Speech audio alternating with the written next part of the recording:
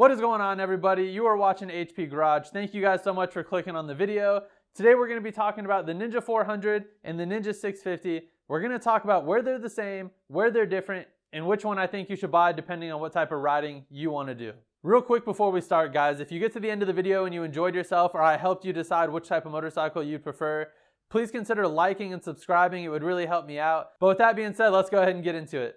Alright guys, so we're going to start with the Ninja 400. This right here is a 2022 Ninja 400 without ABS. Without the ABS, this bike is going to cost you $5,200 American dollars, give or take a few $100s due to the special color. If you get a color that doesn't cost extra, it's $5,200. This with the matte blue is considered a special option, so it was $5,300.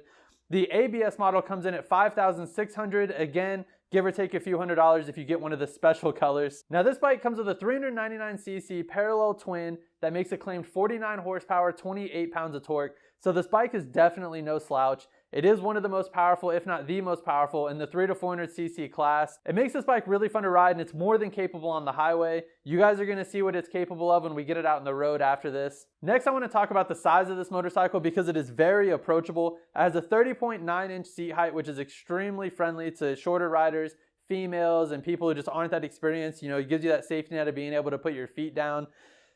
Coming in at 366 pounds, wet and ready to ride. This bike is extremely controllable, whether you're just moving it around a parking lot, the garage, or you're out actually riding the bike. It's very flicky, feels very comfortable. Again, you guys are going to see more of that when we actually have it out on the road. But I want to go ahead and show you guys the seating position, so I'm going to go ahead and get on the bike. As you guys can see, I can put both feet flat while sitting on this motorcycle. I have a 32-inch inseam. I'm about 5'9.5", 225 pounds. So you guys can see, this bike is extremely easy to move around. It even has almost a full tank of gas right now, and it's so easy to move. Now the seating position is a tad bit towards the aggressive side on this motorcycle. It is definitely a motorcycle that's trying to lead you into the super sport class. It has clip-on handlebars, has you leaned over the tank nice. Now it's not super aggressive like something like an R1 or a ZX6R, but it is definitely a little aggressive. So if that's the type of riding you're looking at getting into, this is an awesome entry-level bike for that. I'll go ahead and set it on the kickstand and show you guys the leg position. Like I said, you can see I'm leaned over the tank a good bit. I have a good bend to my legs, and it gives you a nice good base to be able to control the motorcycle. Along with that light weight, it makes this bike extremely flicky. You have a lot of control over it. And overall, it's a really fun bike to ride, especially if you're used to faster motorcycles. I mean, a Ninja 400 isn't a bike that you buy if you want to go fast in a straight line or you want to get on the highway and smoke everybody. The Ninja 400 is a bike you buy if you're a first-time rider or you want to start doing track days and you want a bike where you can learn the fundamentals of riding a bike fast before you get all the power that a fast bike is going to have. Now we're going to talk about the Ninja 650. This right here is a 2021 Ninja 650 that I picked up last year. This bike also comes with a parallel twin, but this time it has a bigger displacement of 649cc, making a claimed 67 horsepower and 49 pounds of torque. Now compared to the Ninja 400's parallel twin, this is a pretty big step up in power, but it is still very, very approachable. Now as far as the seat height goes, this has a 31.1-inch seat height, so slightly higher, but I still don't think it's going to be an issue because one thing that you don't notice and that they don't measure as far as the seats is that this seat is actually much more narrow compared to the seat on the Ninja 400. And in my opinion, with that being so narrow, it gives your legs more room to go straight down. So I honestly don't think you're going to see much of a difference as far as the seat height goes. Now, as far as the weight, this bike is claimed to weigh 423 pounds wet and ready to ride. As you can see, I do have an exhaust on this bike. I've done a tail tidy. This does have some things done to it as well as a tune, which we're going to talk about later. But I know for sure this bike with a full tank of gas and all fluids weighs 410 pounds. So changing out the exhaust did save us a good bit of weight. Now, if weight is something you're worried about, there are ways to reduce the weight on most motorcycles. But I will say, just like the extra power this has over the Ninja 400, if you treat it with respect and take your time, you're going to be okay. This bike is extremely approachable as well as the Ninja 400. They're both awesome machines. As long as you treat any motorcycle with respect, you're going to be all right. Now I'll go ahead and hop here on the bike and show you guys the seating position. Now this seat has a much more neutral style. It isn't angled forward like it is on Super Sports or on the Ninja 400. You get to sit up nice and straight, have your back nice and relaxed. This does not actually have clip-ons like the Ninja 400. This has an actual handlebar, so it's much higher than it is on the Ninja 400 or any other super sport style motorcycle. I get a nice seating position where I'm sitting mostly straight up. I'm not stressing my back out. I'm not reaching for the handlebars or anything like that. It's very nice, neutral, and controlled. Now I got my legs up, and just like the Ninja 400, you guys can see you get that nice leg tuck position right up against the tank. It gives you a nice base around the tank to be able to control the motorcycle and use your weight to move the motorcycle around. And when you combine it all, you can see my back is still mostly straight. I'm not in a very aggressive seating position. Now, obviously I can lean down over the tank if I want to, if I need, better wind protection, or I'm trying to tuck in to be able to go fast. Now, in my opinion, this motorcycle isn't geared into getting you into a super sport like the Ninja 400. In my opinion, the Ninja 400 is very much a baby super sport, and it's supposed to be the entry level into motorcycling that will eventually lead you into something like the ZX6R or one of their various 1000 models. This bike is more of an entry level sport touring, in my opinion. I believe they're trying to drive you more into something like the Ninja 1000 SX with this, something that still has a neutral seating position but has the power of a 1000cc engine, something that you're definitely going to be comfortable on while crushing a lot of miles and still having a lot of power to have fun with. But with that being said, let's go ahead and get these bikes out on the road. Alright guys, so we are out here with the Ninja 400. We're about to hit the road with it, but I wanted to give you guys a quick walk around to the bike, just tell you kind of what we've done to it so far. We haven't really done a ton. We've only had it for about a month, did the first service. Obviously the first thing you're going to notice is we did the exhaust. It's just a cheap Amazon slip-on, but it does sound pretty good. It gives it a nice gurgle, some pops on the low RPMs, which you guys will probably hear, hopefully. Other than that, all we've really done is take off some of the stickers just to try to clean it up a little bit. The bike is extremely dirty, so please forgive me for that. We actually just did a 1,000-mile road trip last weekend, and we haven't got around to cleaning the bikes yet. As you guys can see, this isn't a very big motorcycle. It looks very approachable, has the nice slick styling that the Ninjas are known for. And obviously at night you get the dual headlight look, which a lot of motorcycles don't have. They'll only have one on until you hit the bright. The Ninjas actually have both headlights on at all times. But I want to go ahead and fire it up for you guys. Keep in mind that the engine is already warm, so it's not going to be as loud as if it was a regular cold start. But I want to go ahead and let you guys listen to it. It is a parallel twin, so it's not going to be the greatest sounding thing ever, but it does have an exhaust on it. It does liven it up a little bit, and it does sound pretty nice in my opinion.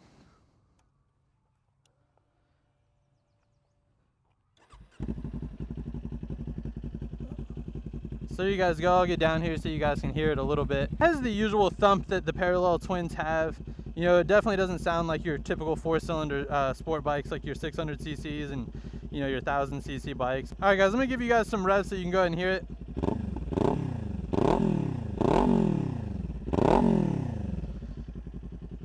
So there you guys go. Like I said, it's not the greatest sounding bike in the world, but it definitely doesn't sound bad, especially when you throw a pipe on it. But let's go ahead and get on the road, talk about the handling a little bit, and talk about how this bike feels when you're actually riding it.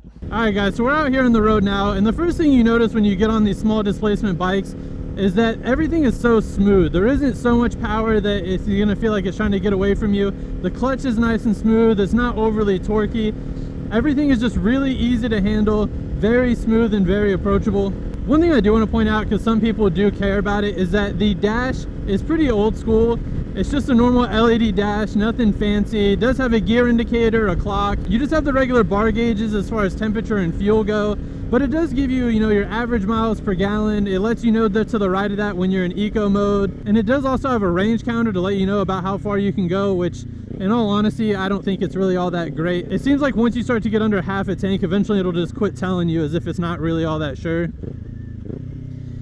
Guys, one thing I will say is this bike is one of the more forgiving bikes when it comes to gear changes. If you're not quite at the right RPM, or you do something a little too fast or a little too slow, the bike's pretty forgiving. It doesn't get real jerky or anything like that, which is definitely awesome for beginners. I'll go ahead and go over these railroad tracks here and test out the suspension. Oh, not too bad, not too bad.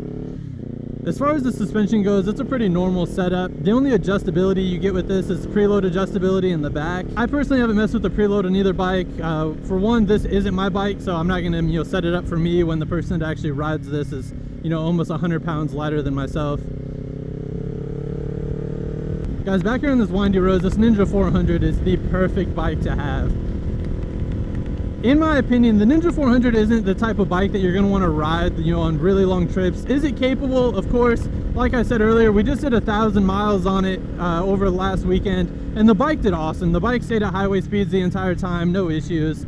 This bike has no problem on the highway, so if that's the type of riding you want to do, this bike is more than capable. But in my opinion, this is the type of bike you buy when you want to learn. whether it be your first bike ever and you're just trying to learn how to ride and everything like that, this bike is perfect for that. The thing with these small displacement Kawasaki's is that they're pretty much bulletproof, man. These things are going to run forever. You can beat on it on the weekends if you want to. Hell, you could beat on it every single day if you want to, and this bike's going to be just fine. Overall, in the $5,000 to $6,000 range, this bike is more than capable. It is an absolute awesome little bike. And it's so flicky. I mean, you guys can see, we just went through some twisties back there and the bike handled awesome. It feels settled in the corners, even for only being, 360 pounds. Some people say with the lighter bikes that it might not feel so settled in the corners, but this is one where I would definitely take this out into the twisties, out onto a track, and feel more than comfortable throwing this thing around. All right, guys, so we're about to head back in the twisties. Hopefully we don't get stuck behind traffic this time, so I can throw it around a little bit and show you guys what it's capable of. But before we do that, I want to talk about some of the things like controls. This bike does not get adjustable levers, which is pretty unfortunate, but honestly at this price point you can't really complain. The controls feel pretty good, nice and tactile feel on everything. The one thing I wish this bike had that the Ninja 650 does is a hazard. It is starting to become more common with motorcycles, and to be honest, I'm kind of surprised that a 2022 model doesn't have it. All right, guys, so it looks like we're going to be pretty fortunate to not to get stuck behind any traffic this time, so I'll be able to show you guys a little bit more. Like I said, this bike is extremely flickable. It feels so good in the corners, and you can't really tell from the video, I'm sure, but this isn't the smoothest road ever, and this bike doesn't feel too bad. It definitely feels like the suspension setup is pretty stiff, and like I said earlier, I haven't messed with the preload on this bike, but I'm sure if we did, we could maybe make it a little better on those. Oh man, this bike is so much fun. This thing feels so good just tossing it around.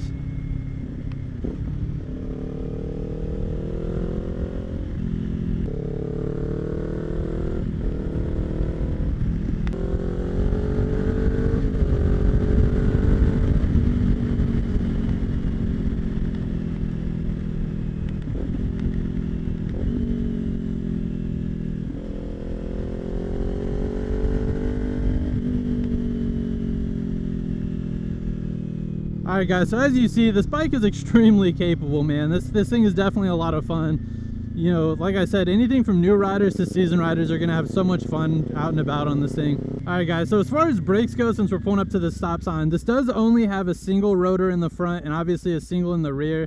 The thing feels pretty good. This thing feels pretty good when you're braking. Even under heavy braking, it doesn't feel like it's too dangerous.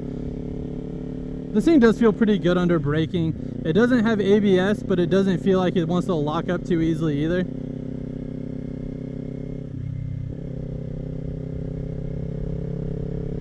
And like I said earlier, the power in this feels very capable. We'll do a quick like 30 to whatever pull. All right.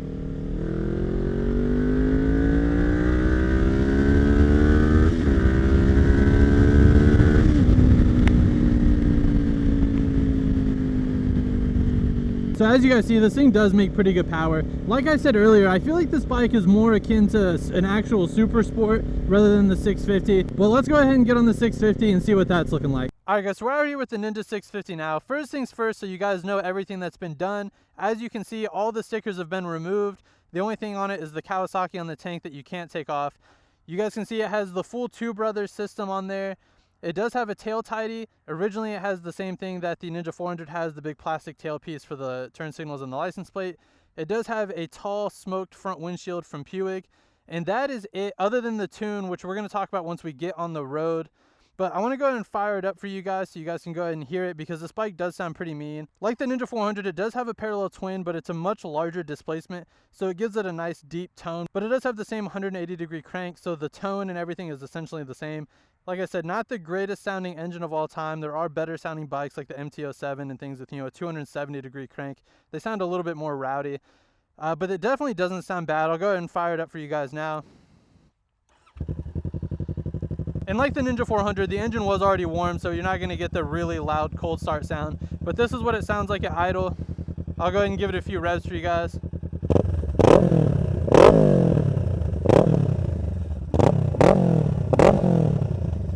I don't want to rev it too much because this thing is pretty loud and we are out here at a park. But it does sound pretty rowdy and it shoots flames out of it, so some people are all about that type of stuff. But let's go ahead and hop on the road and let's go ahead and talk about how this bike does.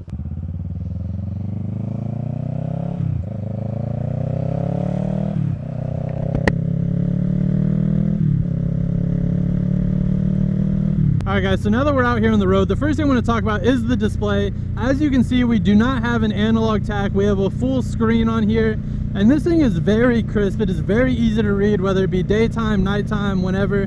You do still have the same, block fuel style gauge, which isn't necessarily the best, but oh, we got some geese or whatever crossing the road.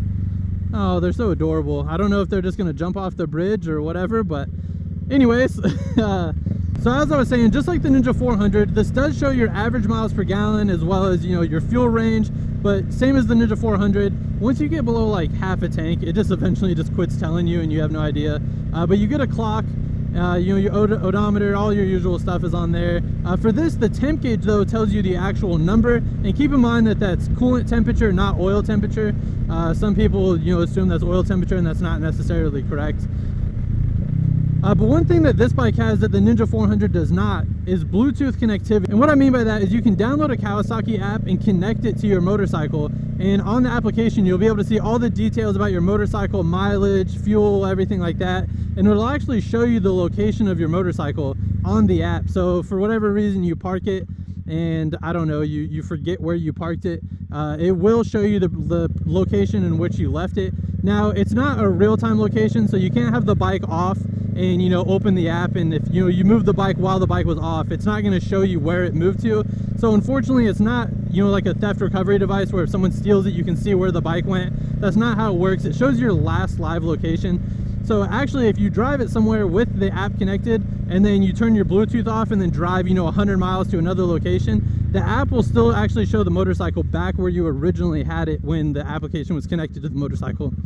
Sorry, those railroad tracks are really rough, so that probably sounded ridiculous. It is also cool because I don't know if you guys can see it, but in the bottom left where it shows the Bluetooth symbol, it actually shows like a little envelope, and that's saying that I have a text message right now. And if you get a phone call or you're getting a phone call, it'll pop up with a little phone call symbol down there as well to let you know, hey, when you get a chance, pull over, check your texts, check your phone calls, which I think is pretty cool because if you're like me and you don't have your phone in the RAM mount, then you're not going to see it pop up, and that goes ahead and lets you know while your phone's in your pocket what you have going on. But we're about to get in the twisty road, so let's go ahead and see how the Ninja 650 feels. And the first thing you notice is that extra 50 pounds. Now, it's not unbearable. This bike is still extremely flicky, but that Ninja 400, you can really throw that thing around.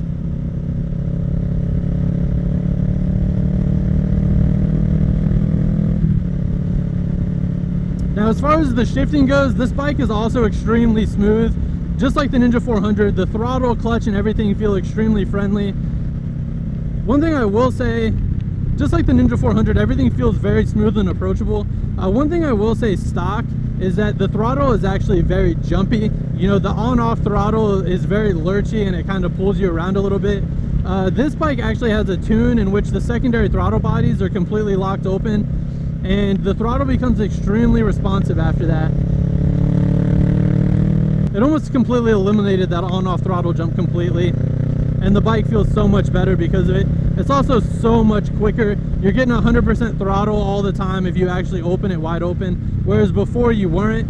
The throttle bodies you would control would be wide open. The secondary throttle bodies controlled by the ECU would limit you, and you weren't getting full throttle the entire time like you thought you would be. Another big thing I noticed immediately from riding the Ninja 400 is how smooth this bike is going down the road compared to the 400. The Ninja 400 is so much more stiff than this is, and a lot of that comes back to what I was saying earlier about the Ninja 400 being, kind of like the entry-level super sport, meant to usher you into sporty riding and sport bikes, whereas this is more of a sport touring. This bike is definitely meant for you to, maybe throw some bags on it or throw a backpack on, go a couple 100 miles on a nice trip on the highway or some back roads. And then when you get wherever you're going, take the bags off, throw your backpack down, go do some sporty riding up in the hills or whatever twisty roads are in that area. This bike is also an awesome daily rider. It's really, really good for commuting, especially when you throw the taller windshield on it. Get a little more wind protection if you're going to be out on the highway for a commute. Right now, I ride about an hour one way to work, and this bike is absolutely awesome. I get to work, I'm not feeling too roughed up. I still get to enjoy my day at work, and I look forward to hopping back on the bike and heading home. And like I said earlier, we just did a 1,000-mile road trip, and the bike did awesome that entire time. Both this and the Ninja 400 were great. They had no problem cruising at highway speeds for 8 hours at a time. It was definitely a rough ride for both of us because it was our first road trip ever. But as far as the bikes go, I would say that they were both very comfortable. I personally would prefer this over the Ninja 400, mostly just due to the suspension stiffness. So as far as the controls go, the bikes are pretty similar. The Ninja 650, however, does get an upgrade as far as levers go. They are both adjustable, which is an awesome addition to have. The 650 also does get the hazards that I was talking about. As you can see, everything else is the same. The controls are exactly the same. The only difference is they added in the hazard right there, which again makes me wonder why the Ninja 400 doesn't have it. There's no way they couldn't have kept that bike at the same price point over something as simple as 4-ways. And it's just an awesome thing to have. You know, you break down on the side of the highway. Guys, I used to work on the highway. It might seem like it's no big deal, but I promise you, with the amount of people that are texting and driving nowadays and just overall not paying attention, there's another big bump. But I can tell you, I hit that on the Ninja 400 last time, and it is much better hitting it on this. But like I said, guys, being on the side of the highway is no joke, and something as simple as 4-ways can honestly make a huge difference. So I really wish that the Ninja 400 did have that.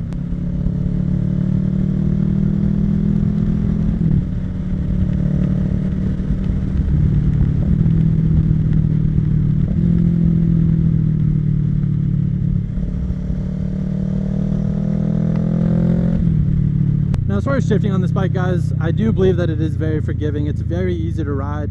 The transmission has a nice click to it, so you know when you're in the next gear. Finding neutral on this bike is actually a little bit easier than the Ninja 400, in my opinion. Now, everyone's going to be different. Some things just suit people better. Now, as far as the power band on this bike, it doesn't rev as high as the Ninja 400, which is the reason I think this is more setting you up towards, you know, the sport touring. It's not a high-end monster that's going to do 150 miles an hour. Here, we'll go ahead and do the same thing, the 30 to whatever.